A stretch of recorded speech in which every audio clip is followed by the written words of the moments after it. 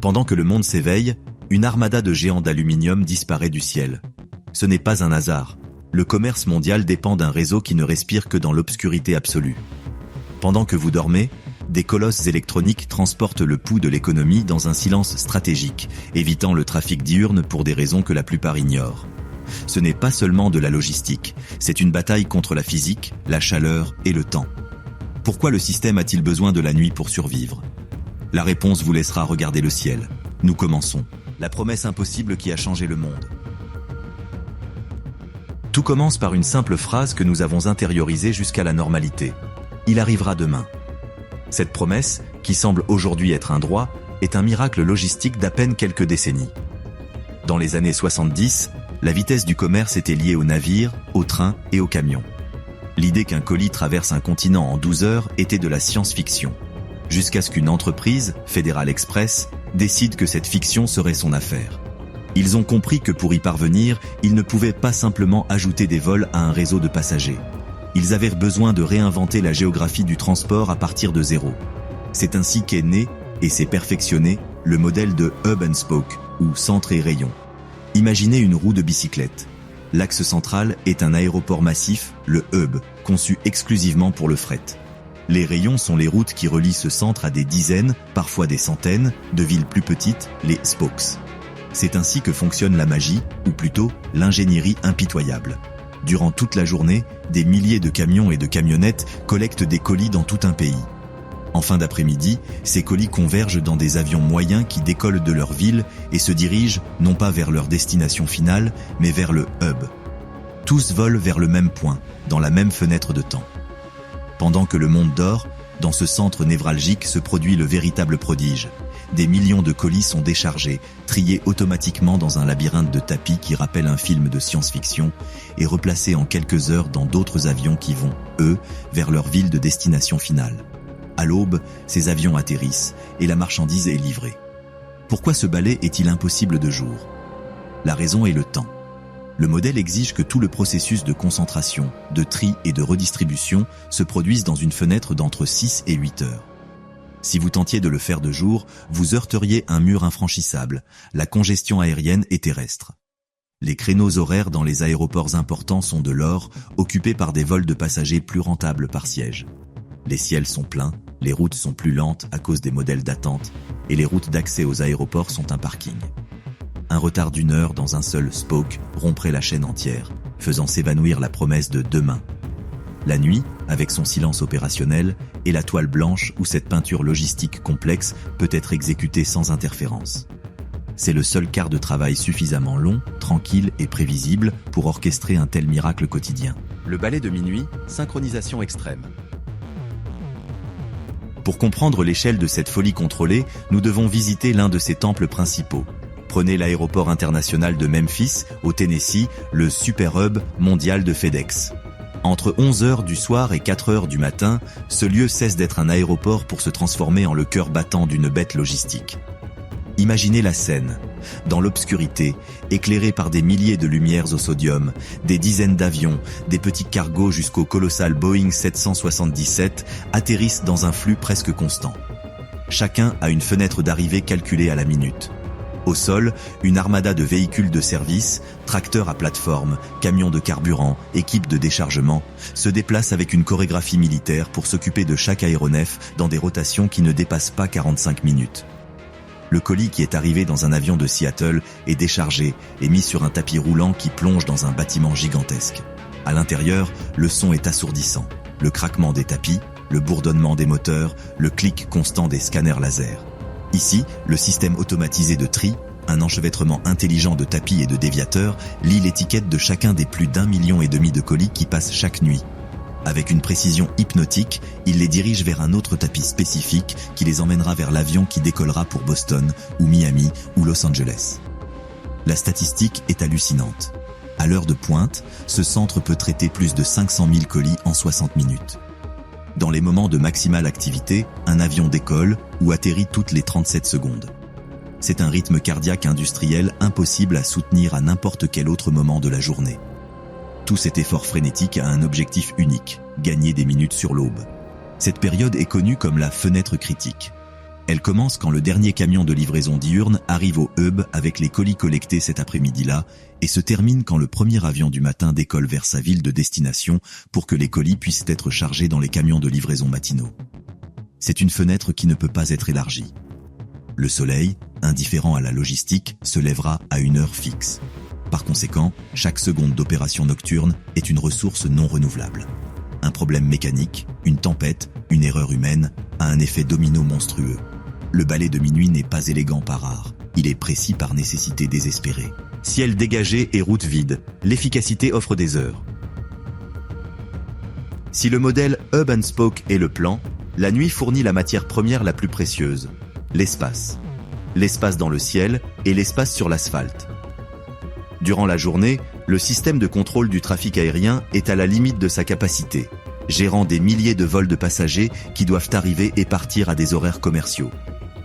Pour un cargo, cela se traduit par des vecteurs d'attente, des routes indirectes pour se séparer du trafic et, le plus coûteux, des retards au sol dans l'attente d'un créneau pour décoller ou d'une piste libre pour atterrir. Chaque minute qu'un avion de fret avec les moteurs allumés est arrêté, il brûle du carburant et dévore la marge de bénéfice de son chargement. De nuit, le panorama change radicalement. Le gros de la flotte de passagers est au sol. Les contrôleurs aériens peuvent donner au cargo des routes directes et optimisées, souvent à des altitudes plus efficaces. Les pilotes ont rarement à prononcer le mot « holding ». Cette fluidité aérienne n'est pas un luxe, c'est un multiplicateur de capacité. Un avion qui vole de Memphis à New York en 3h30 au lieu de 4, en raison de l'absence de congestion, peut faire un aller-retour supplémentaire dans la même nuit, ou permettre que la fenêtre de tri au sol soit un peu plus longue. C'est du temps pur, fabriqué de rien, offert par le silence des cieux. Mais l'efficacité ne s'arrête pas sur la piste. Quand un cargo atterrit à 2h du matin, les camions qui attendent pour récupérer sa charge trouvent les autoroutes d'accès à l'aéroport désertes. Il n'y a pas d'embouteillage, pas de travaux, pas de trafic lent. La marchandise peut circuler depuis la soute de l'avion jusqu'à un centre de distribution régional en une fraction du temps qu'il lui faudrait à 5h de l'après-midi. Cette synchronie entre le ciel dégagé et la terre vide est ce qui comprime un processus qui, dans des conditions diurnes, prendrait le double ou le triple du temps, dans cette fenêtre magique de 6 à 8 heures. La nuit n'est pas seulement le quart de travail, c'est le seul contexte dans lequel l'infrastructure de transport mondial opère proche de sa capacité théorique maximale, sans le frein constant de la congestion. La physique et l'économie s'allient dans l'obscurité. Ce réseau mondial ne se soutient pas tout seul. C'est le territoire de quelques titans dont les flottes peignent des traînées dans le ciel nocturne. Au sommet, avec l'aura d'un pionnier qui a inventé les règles, se trouve FedEx. Son Super Hub, à Memphis, Tennessee, n'est pas un aéroport, c'est une cathédrale dédiée au culte de la vitesse. Chaque nuit, plus de 150 avions propres y convergent dans une chorégraphie parfaite. Avec une flotte qui dépasse les 700 avions, ils sont maîtres de leur destin logistique. Ils déplacent une moyenne de 6,5 millions d'envois chaque jour et leurs revenus annuels frôlent les 80 milliards de dollars. Memphis est le cerveau, mais son réseau vasculaire atteint plus de 220 pays. Son règne repose sur une prémisse simple, contrôle total sur les avions, les pilotes et les hubs pour garantir que cette promesse de avant 10h du matin soit un dogme, pas une possibilité. Son grand rival domestique, UPS, opère avec une philosophie similaire, mais dans une autre forteresse impénétrable, le Worldport à Louisville, Kentucky. Ici, l'échelle défie l'imagination. Son bâtiment de tri est si vaste que son système de tapis roulant, s'il était étendu, aurait une longueur de plus de 350 km. Chaque heure de pointe, il traite 416 000 colis. Le chiffre n'est pas une erreur, 416 000 toutes les 60 minutes. Avec environ 300 vols quotidiens concentrés dans la fenêtre nocturne, UPS est l'autre colonne vertébrale du commerce américain, avec une efficacité qui frise le robotique. En traversant l'Atlantique, le cœur battant de l'Europe bat à Leipzig, Allemagne. Ici, DHL, le géant d'origine allemande, a construit son principal hub européen. Sa statistique la plus révélatrice n'est pas en tonnes, mais en temps. Au pic de la nuit, un avion décolle ou atterrit toutes les 90 secondes. Leipzig est le nœud critique où se croisent les flux de l'Est et de l'Ouest de l'Europe, connectant les marchés de Londres jusqu'à Istanbul avec une précision teutonne. DHL démontre que le modèle de hub nocturne n'est pas une excentricité nord-américaine, mais le standard mondial pour la logistique express. Mais dans la dernière décennie, un nouveau prédateur est entré dans la jungle, changeant l'écosystème depuis ses fondations, Amazon Air. Contrairement aux autres, Amazon n'est pas née comme une compagnie aérienne. Elle est née comme un catalogue numérique avec une obsession pathologique pour la satisfaction instantanée du client. Sa flotte, qui a commencé avec quelques avions loués en 2016, dépasse aujourd'hui les 110 avions et ne cesse de croître. Son modèle est hybride et agressif. Il possède certains avions, en loue d'autres, et utilise leurs propres hubs comme le gigantesque centre à Cincinnati, qui a grandi de 68% en volume en à peine 4 ans. Le plus disruptif est son changement de modèle. Alors qu'ils volèrent davantage de jours auparavant pour compléter les services des autres, maintenant presque 40% de leurs opérations sont nocturnes. La raison ? Sa promesse Prime. Pour respecter les livraisons en 1 ou 2 jours, ils ont besoin que le colis saute d'un centre à un autre pendant que le client dort. Amazon ne s'est pas seulement jointe à l'autoroute nocturne, elle y ajoute des voies entières, poussant pour que le demain devienne aujourd'hui. Les maîtres de l'autoroute nocturne. Ce réseau mondial ne se soutient pas tout seul. C'est le territoire de quelques titans dont les flottes peignent des traînées dans le ciel nocturne. Au sommet, avec l'aura d'un pionnier qui a inventé les règles, se trouve FedEx. Son Super Hub, à Memphis, Tennessee, n'est pas un aéroport. C'est une cathédrale dédiée au culte de la vitesse. Chaque nuit, plus de 150 avions propres y convergent dans une chorégraphie parfaite. Avec une flotte qui dépasse les 700 avions, ils sont maîtres de leur destin logistique. Ils déplacent une moyenne de 6,5 millions d'envois chaque jour et leurs revenus annuels frôlent les 80 milliards de dollars. Memphis est le cerveau, mais son réseau vasculaire atteint plus de 220 pays. Son règne repose sur une prémisse simple: contrôle total sur les avions, les pilotes et les hubs pour garantir que cette promesse d'avant 10 heures du matin soit un dogme, pas une possibilité. Son grand rival domestique, UPS, opère avec une philosophie similaire, mais dans une autre forteresse impénétrable, le Worldport, à Louisville, Kentucky. Ici, l'échelle défie l'imagination. Son bâtiment de tri est si vaste que son système de tapis roulant, s'il était étendu, aurait une longueur de plus de 350 km. Chaque heure de pointe, il traite 416 000 colis. Le chiffre n'est pas une erreur, 416 000 toutes les 60 minutes. Avec environ 300 vols quotidiens concentrés dans la fenêtre nocturne, UPS est l'autre colonne vertébrale du commerce américain avec une efficacité qui frise le robotique. En traversant l'Atlantique, le cœur battant de l'Europe bat à Leipzig, Allemagne. Ici, DHL, le géant d'origine allemande, a construit son principal hub européen. Sa statistique la plus révélatrice n'est pas en tonnes, mais en temps. Au pic de la nuit, un avion décolle ou atterrit toutes les 90 secondes. Leipzig est le nœud critique où se croisent les flux de l'Est et de l'Ouest de l'Europe, connectant les marchés de Londres jusqu'à Istanbul avec une précision teutonne. DHL démontre que le modèle de hub nocturne n'est pas une excentricité nord-américaine, mais le standard mondial pour la logistique express. Mais dans la dernière décennie, un nouveau prédateur est entré dans la jungle, changeant l'écosystème depuis ses fondations, Amazon Air. Contrairement aux autres, Amazon n'est pas née comme une compagnie aérienne. Elle est née comme un catalogue numérique avec une obsession pathologique pour la satisfaction instantanée du client. Sa flotte, qui a commencé avec quelques avions loués en 2016, dépasse aujourd'hui les 110 avions et ne cesse de croître. Son modèle est hybride et agressif. Il possède certains avions, en loue d'autres, et utilise leur propre hub, comme le gigantesque centre à Cincinnati, qui a grandi de 68% en volume en à peine 4 ans. Le plus disruptif est son changement de modèle. Alors qu'ils volaient davantage de jours auparavant pour compléter les services des autres, maintenant presque 40% de leurs opérations sont nocturnes. La raison ? Sa promesse Prime. Pour respecter les livraisons en 1 ou 2 jours, ils ont besoin que le colis saute d'un centre à un autre pendant que le client dort. Amazon ne s'est pas seulement jointe à l'autoroute nocturne. Elle y ajoute des voies entières, poussant pour que le demain devienne aujourd'hui. Les héros anonymes du poste de nuit. Derrière chaque atterrissage parfait à 3 heures du matin, il y a une chaîne humaine qui lutte contre sa propre biologie.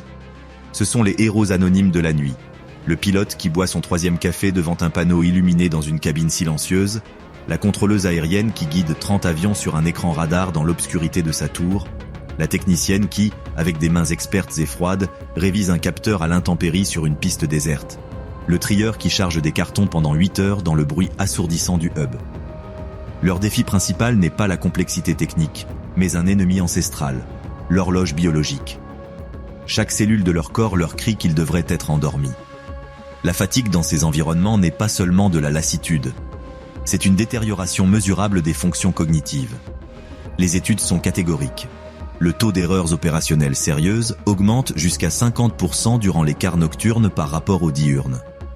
En données concrètes, on peut enregistrer jusqu'à 9,5 incidents critiques pour chaque 100 heures de vol nocturne, contre 6,5 le jour. La mémoire à court terme flanche, le temps de réaction s'allonge et la capacité à prendre des décisions complexes sous pression s'érode. Pour combattre ce monstre, l'industrie a développé une science de la veille. Les programmes de gestion de la fatigue sont stricts et se basent sur la physiologie. Les pilotes sur les vols transatlantiques de longue durée ont des siestes contrôlées assignées en cabine, où l'un se repose pendant que l'autre vole, suivant des protocoles millimétriques. Au sol, les cars sont conçus avec des cycles de repos obligatoires, et on encourage une hygiène du sommeil presque monastique durant la journée. Chambres complètement sombres, machines à bruit blanc, évitement de la lumière bleue des écrans. Pour les travailleurs des hubs, les pauses sont fréquentes et les environnements sont éclairés avec des lumières qui imitent le spectre diurne pour tromper le cerveau. Et pendant que cette armée nocturne se repose à l'aube, un autre bataillon prend la relève, les mécaniciens et techniciens de maintenance. Leur journée commence quand les avions reviennent. Durant les heures de lumière, ils démontent, inspectent, réparent et certifient chaque centimètre de l'aéronef. Un Boeing 767 qui a transporté 50 tonnes de fret d'Anchorage à Chicago a besoin d'une révision exhaustive avant sa prochaine mission à 11 heures du soir. Ce cycle de 24 heures, où la nuit est faite pour voler et le jour pour soigner, est le pouls constant qui maintient vivant le réseau. Sans ces gardiens diurnes, la flotte nocturne s'arrêterait en quelques jours. La carte secrète du fret mondial. Si nous pouvions voir la planète avec les yeux d'un expéditeur de fret, nous ne verrions pas des pays, mais une constellation de points lumineux reliés par des lignes dorées de trafic intense. Ce sont les autoroutes aériennes mondiales, et leur géographie est dictée par l'économie, la physique et la politique. La route la plus fréquentée au monde est le pont aérien entre l'Asie et l'Amérique du Nord. Ici, la géographie impose un arrêt presque obligatoire. Anchorage, Alaska. À première vue, c'est un endroit éloigné. Mais sur la carte du Grand Cercle, la route la plus courte entre Tokyo et New York passe juste au-dessus de l'Alaska. Anchorage est devenue la station-service géante du Pacifique Nord. Des avions cargo décollant de Shanghai ou de Hong Kong chargent du carburant jusqu'à la limite pour le long voyage, mais pas suffisamment pour atteindre Chicago sans se ravitailler. Ils atterrissent à Anchorage à minuit, remplissent leur réservoir en 45 minutes et décollent à nouveau. C'est si crucial qu'il s'agit du 4e aéroport de fret le plus actif au monde, non pas pour ce qu'il déplace, mais pour ce qu'il permet de déplacer. En descendant vers le sud, Miami International est la porte des sens et de la hâte. Sa spécialité sont les produits périssables de haute valeur. Chaque nuit, des avions remplis de fleurs colombiennes, d'asperges péruviennes et de thon équatorien atterrissent sur ces pistes. Ce chargement ne peut pas attendre. Chaque heure compte avant que la fraîcheur et la valeur ne se flétrissent. Miami les trie et les expédie avant l'aube vers les supermarchés et les fleuristes de tous les États-Unis et du Canada. En Europe, Leipzig de DHL et Francfort de Lufthansa Cargo agissent comme les grands distributeurs continentaux. De là, la marchandise arrive d'Asie via la route polaire, ou d'Amérique, et rayonne vers le reste du continent. Pendant ce temps, en Asie, le trône incontesté est occupé par Hong Kong International, durant des années l'aéroport de fret numéro 1 au monde par tonnage, suivi de près par Shanghai Pudong. Ces ports sont les entonnoirs par lesquels passe la production électronique du monde. Smartphones, puces, composants qui alimentent les chaînes de montage mondiales. Les données ne mentent pas. Les 20 aéroports de fret les plus actifs de la planète gèrent presque la moitié de tout le volume mondial. Cette carte n'est pas fortuite, c'est l'empreinte digitale de la mondialisation, un système circulatoire où le sang, la marchandise, doit atteindre chaque organe, le marché, en un temps record, et seule la nuit fournit la pression artérielle suffisante pour que le cycle se complète toutes les 24 heures. La guerre du bruit, le conflit avec la ville endormie. Pour chaque personne qui reçoit un colis à temps à l'aube, il y en a une autre, à des kilomètres de l'aéroport, qui est réveillée par le rugissement lointain de moteurs à réaction. C'est le talon d'Achille de la logistique nocturne, la pollution sonore. Le problème est intensifié par la physique du son. De nuit, l'air proche du sol est plus froid, alors qu'à une certaine hauteur, il peut être plus chaud. Cette inversion thermique agit comme un couvercle qui piège et canalise les ondes sonores, les faisant voyager beaucoup plus loin et avec plus d'intensité que durant la journée. De plus, le fond de bruit ambiant est proche de zéro, sans trafic, sans industrie, sans foule. Dans ce silence, le vacarme d'un décollage à 2 heures du matin n'est pas un son de plus, c'est une intrusion violente dans le sommeil de milliers. Cette bataille a déclenché une guerre réglementaire avec deux fronts clairs. En Europe, la sensibilité environnementale et le droit au repos sont prioritaires. Des aéroports comme Francfort ont des interdictions strictes d'opération entre 11h du soir et 5h du matin. Aux Pays-Bas, le gouvernement a tenté de réduire les vols nocturnes à l'aéroport d'Amsterdam-Schiphol de 32 000 à 27 000 par an. Une mesure qui a provoqué une protestation diplomatique formelle du gouvernement des États-Unis, arguant qu'elle étranglerait le commerce transatlantique. Pour l'Europe, c'est une équation de qualité de vie versus efficacité économique. De l'autre côté de l'océan, aux États-Unis, la philosophie a été traditionnellement plus laxiste, donnant la priorité au commerce. La FAA régule les niveaux de bruit, mais interdit rarement les opérations. Cependant, le malaise citoyen est immense. À Chicago O'Hare, une seule année a généré 3,7 millions de plaintes pour bruit enregistré. La pression des communautés force des changements. Le battement de l'économie mondiale est ce que perd le jour. Au final, les chiffres mondiaux nous montrent la véritable portée de ce pouls nocturne. Chaque année, plus de 65 millions de tonnes de fret sillonnent les cieux. La valeur de cette marchandise dépasse les 6 billions de dollars, représentant environ 35% de la valeur totale du commerce mondial, bien qu'elle représente moins de 1% en volume. Cela nous dit quelque chose de crucial, ce qui vole et ce qui est précieux, l'urgent, ce qui ne peut pas attendre. Imaginez un instant que ce réseau s'arrête, seulement pendant 24 heures. Les conséquences seraient une réaction en chaîne immédiate.